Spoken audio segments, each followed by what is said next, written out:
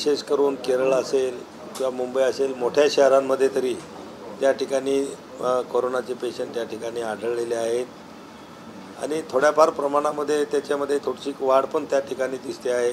सुरुवातीचे आकडे कमी होते आता, पण अशी काही फार मोठी वाढ त्याच्यामध्ये नाही आणि त्याच्यामध्ये असं घाबरण्यासारखं काही नाही. आम्ही आमचे सर्व स्वास्थ्य विभागाच्या, आमच्या आरोग्य विभागाच्या सर्व अधिकाऱ्यांच्या सोबतसुद्धा आमचे केंद्रीय मंत्री नड्डाजी साहेब असेल, मी असेल, आम्ही सगळ्यांनी बैठक घेतली आणि सर्व राज्यांनासुद्धा अलर्ट राहण्याच्या सूचना दिलेल्या आहेत. कारण की आपण कोरोनाच्या काळामध्ये मागच्या मोठ्या प्रमाणामध्ये इन्फ्रास्ट्रक्चर हे प्रत्येक ठिकाणी प्रत्येक हॉस्पिटलमध्ये आपण उभं केलेलं आहे. ते सर्व तयार ठेवण्याच्या बाबतीमध्ये सुद्धा सूचना दिलेल्या आहेत. ऑक्सिजन प्लॅन्ट असतील, ICU बेड असतील, क्वारंटाईन सेंटर असतील, जे काही आपली तयारी होती ती तयार राहण्याचं सर्व राज्यांच्या सचिवासोबतसुद्धा व्हर्च्युअल मिटिंग झाली, त्यांना सूचना दिलेल्या आहेत आणि आरोग्यमंत्र्यांनासुद्धा तशा प्रकारच्या सूचना त्या ठिकाणी इथून आपल्या दिलेल्या आहेत. एकंदर पाहिलं तर कोरोनाला घाबरण्यासारखं असं काही नाही, पण लोकांनी काळजी घेतली पाहिजेत की जे काही पहिल्या गाईडलाईन होत्या आपल्या की स्वच्छता ठेवली पाहिजेत, हात स्वच्छ धुतले पाहिजेत, गर्दीच्या ठिकाणी जायचं टाळलं पाहिजेत, गर्दीच्या ठिकाणी मास्क वगैरे वापरले पाहिजेत. ह्या ज्या काही त्या ठिकाणी गाईडलाईन सूचना होत्या कोरोनाला प्रतिबंध करण्याच्या, तर त्या सूचनांचं जनतेने पालन करावं अशा प्रकारचे सुद्धा लोकांना आम्ही त्या ठिकाणी सांगतो आहोत. आपल्याही माध्यमातून आम्ही ते सांगतो आहे. हा कोरोना काही असा म्हणजे त्याचा म्हणजे डॉक्टर लोकांचं जे मत आहे की असा काही फारसा तीव्र ज्याला म्हणता येईल, मागची जशी लाट आली होती आपली तिसरी लाट, दुसरी लाटमध्ये जे काही त्या ठिकाणी प्रमाण तसं असं नाही आहे. पण तरी लोकांनी काळजी घ्यावी. विशेष करून ज्यांना BP असेल, डायबिटीज असेल, असे जे काही आजार आहेत ज्या लोकांना, तर त्या लोकांनी विशेष काळजी याच्यामध्ये घ्यावी एवढ्या सूचना दिल्या. आंतरराष्ट्रीय योगा दिवस येणार आहे आणि आपल्या मंत्रालयाकडून जे आहे विशाखापट्टणम ही होस्ट सिटी मानली जाते जिथे मोठ्या प्रमाणावर हे साजरा केलं. मंत्री आहात, तुमच्याच इंटरनॅशनल योगा डेची तयारी कशी सुरू? हे बघा, या अगोदर आदरणीय पंतप्रधान आपले नरेंद्र मोदी साहेबांनी युनोमध्ये याला आंतरराष्ट्रीय दर्जाची मान्यता घेतली आणि 21 जून हा जागतिक योगा दिवस म्हणून जवळपास 177पेक्षा जास्त देशांमध्ये साजरा केला जातो. आणि या वर्षीच्या या योगा डेला विशेष महत्त्व आम्ही दिलेलं आहे. तो म्हणजे याच्या अगोदर 10 जागतिक योगा दिवस आपण साजरे केलेले आहेत, हा 11वा आहे आणि म्हणून तो भव्य दिव्य प्रमाणामध्ये संपूर्ण भारत देशामध्ये व्हावा आणि म्हणून आम्ही सर्व मंत्रालयाशी संपर्क त्या ठिकाणी केला, बैठका घेतल्यात. सर्व सेक्रेटरी लोकांची सुद्धा मी स्वतः त्या ठिकाणी बैठक घेतली आणि सगळ्या विभागाला याच्यामध्ये आपण सहभागी करतो आहोत. सामान्य नागरिकांमध्ये सुद्धा मोठ्या प्रमाणामध्ये सोशल मीडिया असेल, प्रिंट मीडिया, आपल्या माध्यमातून इलेक्ट्रॉनिक मीडिया, या सगळ्यांच्या माध्यमातून आम्ही लोकांना आवाहन करतो आहे की 21 जूनला या योगा महोत्सव म्हणून आपण साजरा करतो, त्याच्यामध्ये सहभागी व्हा.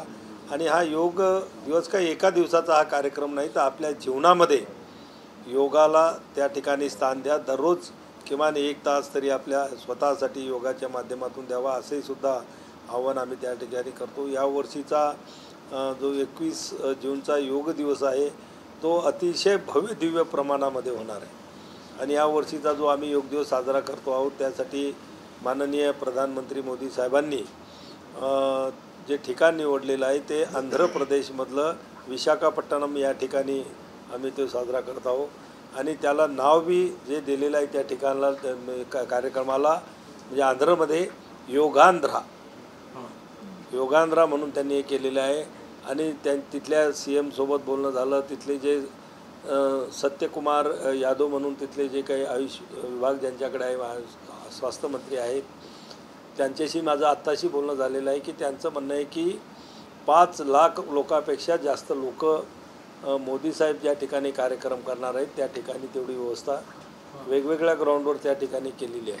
म्हणजे एकटे 5 लाख लोक तर त्या ठिकाणी राहणार आहेत आणि जवळपास देशभरामध्ये 1 लाखापेक्षा जास्त मोठे इव्हेंट, छोटे तर खूप होतील, म्हणजे ग्रामपंचायतपासून आमची तयारी आहे. इव्हन कृषी विभागाला सुद्धा आम्ही सांगितलं, त्या दिवशी आमचे कृषी मंत्री म्हणे म्हणजे त्यांनी सांगितलं की आम्ही अनेक शेतकऱ्यांना घेऊन शेतामध्ये सुद्धा आम्ही योग त्या दिवशी सकाळी त्या ठिकाणी करू. आमच्या स्वास्थ्य विभागाचे जे काही कर्मचारी आहेत, आशा वर्कर आहेत, त्याच्यानंतर आमच्या ANM आहेत, गाव पातळीवर काम करणारे आहेत, प्रायमरी स्कूल असतील, मिडल स्कूल असतील, या सगळ्या ठिकाणी नगरपालिका, महानगरपालिका, सगळे शासकीय कार्यालय, सगळ्यांना तशा सूचना या ठिकाणाहून आमच्या प्रत्येक राज्याच्या त्या विभागाच्या सेक्रेटरीला गेलेल्या आहेत. त्यामुळं हा इव्हेंट म्हणजे न भूतो न भविष्यती अशा प्रकारचा इव्हेंट करण्याचा आमचा एकंदर आयुष विभागाचा प्रयत्न त्या ठिकाणी चालू आहे. आणि याच्यासाठी आम्ही 100 दिवस अगोदरपासून काउंटडाऊन कार्यक्रम सुरू केला होता आणि देशातल्या वेगवेगळ्या 4 ठिकाणी मोठे इव्हेंटसुद्धा आम्ही याच्या अगोदर केले. 100 दिवस अगोदरवाला जो इव्हेंट होता तो आपल्या दिल्लीमध्ये झाला, तो थोडा सुरुवातीचा होता. त्याच्यानंतर 75 दिवस अगोदरचा जो इव्हेंट झाला तो भुवनेश्वरला जवळपास 7-8 हजार लोक त्या ठिकाणी योगा करायला होते एकाच ग्राउंडवर. 50 दिवस अगोदरचा जो इव्हेंट होता तो आपल्या महाराष्ट्रामध्ये नाशिकला आपण केला. त्याला 10,000पेक्षा जास्त लोक त्या गोदावरीच्या तीरावर आपण तो केला. इतकी सुंदर जागा होती, त्या ठिकाणी झाला. आणि 25 दिवस अगोदरचा जो कार्यक्रम होता तो पाँडेचेरीमध्ये अगदी एकदम सी फेसला त्या ठिकाणी केला. तर तोही ठिकाण अतिशय चांगलं निवडलं होतं. तिथेही जवळपास 5-6 हजार लोक पाँडेचेरीमध्ये सुद्धा त्या याला होते. म्हणजे लोकांमध्ये उत्साह आहे, लोकांमध्ये आवड आहे. आणि यावर्षी खरोखर म्हणजे अगदी म्हणजे मोदीजींनी जो काही मंत्र दिला की हर घर योगा, तर मला वाटते आता योगा हर घरपर्यंत त्या ठिकाणी पोहोचलेला आहे. सगळं स्तरातील लोकसुद्धा याच्यामध्ये सहभागी होते. स्थानिक स्वराज्य संस्थांच्या निवडणुका डोळ्यासमोर ठेवून येत्या पावसाळी अधिवेशनापूर्वी काही खासदार ठाकरे गटातले तुमच्या पक्षात येतील याची पुन्हा एकदा चर्चा चालू झाली. 5 खासदार संपर्कात आहेत, कारण पक्षांतर बंदीच्या कायद्यासाठी तुमच्या पक्षाला एकाच खासदाराची गरज आहे. ऑपरेशन टायगर पूर्ण होणार काय? हे बघा, ऑपरेशन टायगर हे सुरू आहे. तुम्ही पाहत असाल दररोज उभाटा गट असेल किंवा राष्ट्रवादी SP असेल, याच्यातले अनेक जिल्हा पातळीवरले आणि मोठमोठे माजी आमदार, खासदार हे सगळे लोक आज या ठिकाणी प्रवेश करत आहेत दररोज. म्हणजे आमचे नेते, मुख्य नेते आदरणीय एकनाथराव शिंदे साहेबांच्या बंगल्याच्या समोर तर त्यांनी प्रवेशाचं स्टेजच तयार करून ठेवलेले की दररोज नवीन नवीन करायचं काम नको. त्या स्टेजवर दररोज कुठले जिल्हा प्रमुख, उपजिल्हा प्रमुख असे राज्य पातळीवर काम करणारे सुद्धा लोक प्रवेश घेत आहेत. आणि तुम्ही जो आमदार आणि खासदारांचा जो विषय काढला, तर मोठ्या प्रमाणामध्ये आमदार आणि खासदारामध्ये असंतोष आहे आणि अनेक लोक आहेत. पण ते कसं आहे की शेवटी हे सगळं करण्यासाठी आपल्या इकडे म्हण आहे की मांजराच्या गळ्यात घंटी कोणीतरी बांधली पाहिजे. नक्कीच कोणी ना कोणी घंटी बांधणारा त्या ठिकाणी पुढे येईल. खासदारही संपर्कात आहेत आणि अनेक आमदारसुद्धा संपर्कात आहेत. आणि ऑपरेशन टायगर आमचं सुरू आहे. या सगळ्यांचा प्रवेश करूनच ते ऑपरेशन टायगर पूर्ण. पण हा तुमचा दावा असताना गिरीश महाजन असं म्हणतायत म्हणजे शिवसेनेतल्या तुमच्या पक्षातले काही खासदार हे भाजपमध्ये जायच्या तयारीत आहेत आणि दुसरीकडे महाराष्ट्रातले जवळपास 20 आमदार हे गिरीश महाजनांनी आपल्या ताब्यात ठेवले आहेत, ज्यांना भाजपमध्ये प्रवेश करायचा, असा दावा संजय राऊत करतायत. हे बा, संजय राऊतसारखा सकाळचा भोंगा झालं म्हणून सगळे म्हणतात. तो काही उठसूट फालतू आरोप करतो आणि त्याच्यावर म्हणजे त्यानं सकाळी एक आरोप करून जायचं आणि दिवसभर आम्ही त्याला एक्सप्लेनेशन किंवा त्याला उत्तरं देत बसायचं.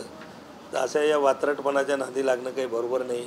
हे बघा, भारतीय जनता पक्ष असेल, शिवसेना आणि राष्ट्रवादी, अजितदादा, या सगळ्यांचा समन्वय चांगला आहे. इवन तुम्ही बघत असाल की रोजच्या प्रवेशामधले कोणी भाजपमधलं शिवसेनेमध्ये येत नाही किंवा शिवसेनेचं कोणी भाजपमध्ये चाललेलं नाही किंवा राष्ट्रवादीतून कोणी येत नाही. हा विषयच नाही. पण हा काहीतरी मीडियाला एखादा विषय द्यायला आणि लोकांची करमणूक करायला दिवसभर काहीतरी लागतं म्हणून तो सकाळची एक करमणुकीचं साधन म्हणून तो काहीतरी एखादा वात्रटसारखा आरोप संजय राऊत त्या ठिकाणी करतात आणि सगळ्याला तर दिवसभर मनोरंजन करतात. राज्यातल्या निवडणुकांपूर्वी दोन्ही ठाकरे एकत्र येतील अशी एक चर्चा सध्या राज्याच्या राजकारणात आहे. दुसरी जी फळी आहे म्हणजे आदित्य ठाकरे असतील किंवा तिकडे अमित ठाकरे असतील, त्यांच्याकडून अप्रत्यक्षपणे दुजोरा दिला जातोय सध्या. हे बघा, तो त्यांचा थोडक्यात म्हणजे घरगुती विषय आहे. ते एकत्र येतील नाही येतील ते दोघं भाऊ त्या ठिकाणी ठरवतील.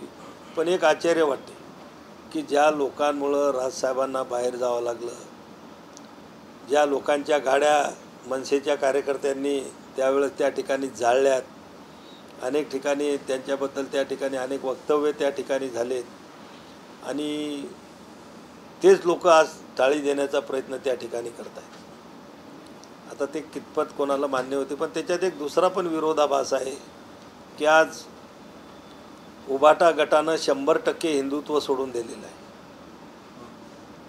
आणि सर्व तुम्ही पाहत असाल, आता ऑपरेशन सिंदूरवर सुद्धा त्यांचे अनेक स्टेटमेंट पाकधार्जिने होते. आणि मधल्या काळामध्ये राजसाहेबांनी जाहीर केलं होतं की आम्ही कट्टर हिंदुत्ववादाचा पुरस्कार आम्ही त्या ठिकाणी स्वीकारलेला आहे. आता याची सांगड ते कशी घालतायत. तिसरी गोष्ट, मविवामध्ये काँग्रेस आहे, त्याला असा प्रांतीय पक्ष किंवा प्रांतीय लोकांना घेऊन चालणारा पक्ष आणि परप्रांतीयाला त्रास देणं ज्या लोकांनी मागच्या काळामध्ये काही गोष्टी घडलेल्या आहेत, ते काँग्रेसला किती सोबत घ्यायला पटतं. म्हणजे त्या ठिकाणी हे सगळं मविवामधलं वातावरण जे आहे ते अतिशय म्हणजे विस्कळीत झालेलं वातावरण आहे. आणि म्हणून मला नाही वाटत त्याच्यामध्ये काय होईल. पण शेवटी निवडणुका आहेत, राजकारणासाठी सत्तेसाठी अनेक पर्याय त्या ठिकाणी पुढे येतात, त्यातले काही स्वीकारत असतात लोक.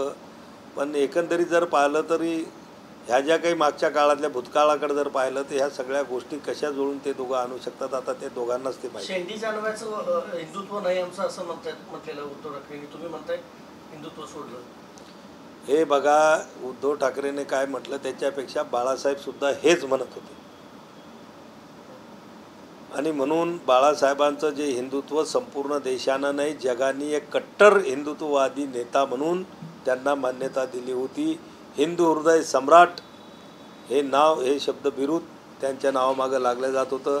आज नुसतं हिंदू हृदय सम्राट म्हणलं तर कोणाला पुढं बाळासाहेब ठाकरे म्हणून नाव सांगावं लागत नाही. लोकांना कळतं की हिंदू हृदय सम्राट एकच होते, एकच होऊन गेलेत आणि ते होते बाळासाहेब ठाकरे. आणि म्हणून बाळासाहेबाचे काही वाक्य तोंडी घेऊन आम्ही हिंदुत्ववादी हे दाखवायचा प्रयत्न कोणी केला तर जनता एवढी नासमज नाही आहे. जनतेला सगळं कळतं की सगळा पाकधार्जिना आणि मुस्लिम दार्जिना प्रोग्राम उभाटा गटाचा सुरू आहे. सर, मागच्या अधिवेशनात पण आपण बघितलेलं तुमच्या इथे डिनर डिप्लोमसी सारखं आपल्याला दिसलेलं. ऑपरेशन टायगर बद्दल चर्चा सुरू होती.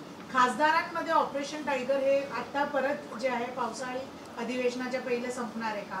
खासदारांमध्ये मी ते विचारतो. हे बघा, मी तुम्हाला अगोदर सांगितलं की मोठ्या प्रमाणामध्ये खासदार आणि मोठ्या प्रमाणामध्ये आमदारसुद्धा उभाटा गटाचे नाराज आहेत. आणि पोळा कधी फुटतो याची फक्त लोक वाट पाहत आहेत. ज्या दिवशी पोळा फुटेल त्या दिवशी उभाटा गट तुम्हाला रिकामा झालेला दिसेल, एवढं मात्र मी तुम्हाला नाही सांगू. आम्ही ज्या दिवशी मुहूर्त निघेल त्या दिवशी सांगू. आणि सांगून मुहूर्त निघणार नाही. आपल्याला माहिती आहे की मागच्या वेळेस आम्ही सुद्धा काही मुहूर्त सांगून बाहेर निघालेलो नव्हतो. मागच्या वेळेस तुमच्या घरी डिनर डिप्लोमसी झाली, लोक साधी तुमच्याकडे खासदार लोक जेवायला आले, त्याच्यानंतर आदित्य ठाकरे या ठिकाणी आले. कोणाच्या घरी जेवायला जायचं हे आता विचारून जावं लागणार असं खासदारांना म्हणावं लागलं. तर यावेळेस पण तसं काही होईल का? काय बघा, आमदार आणि खासदार जे नाराज आहेत त्यातला हा एक महत्त्वाचा मुद्दा आहे जो तुम्ही सांगितला. आज बघा, अनेक लोकांचे संबंध असतात आणि आपल्या हिंदू धर्मामध्ये आणि हिंदू संस्कृतीमध्ये काही संकेत आहेत की आपण जसं म्हणतो मरणाधारी, तोरणाधारी, जेवणाचं निमंत्रण असेल, पंक्ती असेल, कार्यक्रम असेल, तर याच्यामध्ये राजकारण आणायला नको. आणि नको तिथं संजय राऊत असेल, उद्धवसाहेब असतील, हे राजकारण आणतात, आदित्य ठाकरे असेल. आणि यालाही लोक कंटाळलेली. हे त्यांच्या पदाचे लोकप्रतिनिधी जरी असले तर त्यांचे गुलाम नाही आहेत. आणि त्यांनी बाळासाहेबांनी शिकवलेला स्वाभिमान हा कधी ना कधी उसळून येतो आणि तो येईल. आणि हे जे तुम्ही म्हणता ऑपरेशन टायगर पूर्ण होईल. त्यातली एका खासदाराचं असं म्हणणं होतं, कधी माझ्या वाढदिवसाला फोन नाही केला, पण मी प्रतापरावांच्या घरी जेवायला गेलो, तो का जेवायला गेला हे विचारण्यासाठी फोन केला. आता मी तुम्हाला ते सांगितलं ना की हे लोक नाराज काय त्याचं हे कारण आहे. तुम्ही उमेदवारी तुमच्या पक्षाची दिली तर तुम्ही काही फक्त तुमची उमेदवारी दिली म्हणून ते निवडून येतात असं थोडं होतं काही. त्याचं स्वतःचं कर्तृत्व असतं, त्यांचा संपर्क असतो, त्यांची जनमानसामध्ये असलेली प्रतिमा, ह्या सगळ्या गोष्टी मिळून त्या पक्षावर लोक निवडून येतात. नाही तर मग त्यांनी जेवढे तिकीटं दिले तेवढे निवडून आले असते लोक. आणि म्हणून त्यांना तुम्ही गुलामासारखं वागवणं, त्यांच्यामुळंच हे आमदार, खासदार आणि त्यांचे लोकप्रतिनिधी कंटाळतात. आता कालचा नाशिकचा प्रकार तुमच्या मीडियातून आम्ही पाहिला. कोणी फक्त मुख्यमंत्र्याला भेटलं म्हणून त्याची पक्षातून हकालपट्टी. आता राज्याचा मुख्यमंत्री आहे, तो कोणा एका पक्षाचा नसतो, तो जनतेचा असतो. आणि कामासाठी अनेक लोकांना त्यांच्याकडे जावं लागतं. मग हे का भेटले? यांनी सुद्धा फडणवीस साहेबांना पुष्पगुच्छ दिलेला आहे. तर मग पहिली कारवाई उद्धव साहेबांवरून आदित्य ठाकरेवर व्हायला पाहिजे होती. हे दोघं जाऊन भेटले होते मुख्यमंत्री झाल्यानंतर. आपणही आपल्याच माध्यमातून आम्ही बघितलं. मग यांना सगळ्यांना भेटायला चालतं आणि खालच्या लोकांना मात्र त्या ठिकाणी बंधनं घातली जातात. त्याच्यामुळंच ही जी काही हुकुमशाहीची जी पद्धती आहे आणि लोकांना घर कामावरल्या गड्यासारखं लोकप्रतिनिधींना आणि पक्षातल्या पदाधिकाऱ्यांना जे वापरल्या जातं त्याच्यामुळंच मोठा असंतोष त्या पक्षामध्ये आहे. त्यांनी खासदारांना असं सांगितलंय, तुम्ही शिंदेकडे जाऊ नका, आपणच थेट भाजप सोबत जाणार आहोत, त्यामुळे थोड्या वेळ थांबा. यायला पाहिजे त्यांनी. खरं तर त्यांचं जर हिंदुत्ववादी विचार असतील, त्यांना जसं भारतानं बाळासाहेबांनी पाकिस्तानवर कधीच प्रेम दाखवलं नाही. त्यांनी तर पाकिस्तानचा प्रत्येक वेळेस त्या ठिकाणी तिरस्कार केला की पाकिस्तान हा आपला शत्रू राष्ट्र म्हणून नेहमी डोळ्यासमोर ते ठेवायचे, वागताना आणि बोलतानासुद्धा. आणि म्हणून आता त्यांनीसुद्धा जर एवढं मोठं सिंदूर ऑपरेशन झालं, पाकिस्तानवर एवढा मोठा आपण विजय केला, पाकिस्तानला आपण 22 मिनिटामध्ये त्या ठिकाणी लोटांगण घालायला भाग पाडलं, तर अशा वेळेस मला वाटतं त्यांनी बिनशर्त यायला पाहिजेत. भाजपसोबत आले तरी त्यांचं स्वागत आहे. जेव्हा ऑपरेशन सिंदूर सुरू होतं तेव्हा पंतप्रधान नरेंद्र मोदी असो, राहुल गांधी असो, परदेश दौऱ्यावर होते. ते ताबडतोब आले जेव्हा पहलगाम हल्ला झाला तेव्हा. मात्र उद्धव ठाकरे हे पिकनिकला होते, परदेशात होते, ते परत आले नाही. हा बघा, हा ज्याचा त्याचा देशप्रेमाचा विषय आहे आणि याच्यावरूनच कोणाचं देशाबद्दली आस्था असेल, प्रेम असेल, हे त्याच्यातून अधोरेखित होतं. आणि मला वाटते ते लोकांच्या समोर आलेलं आहे आणि येईलसुद्धा.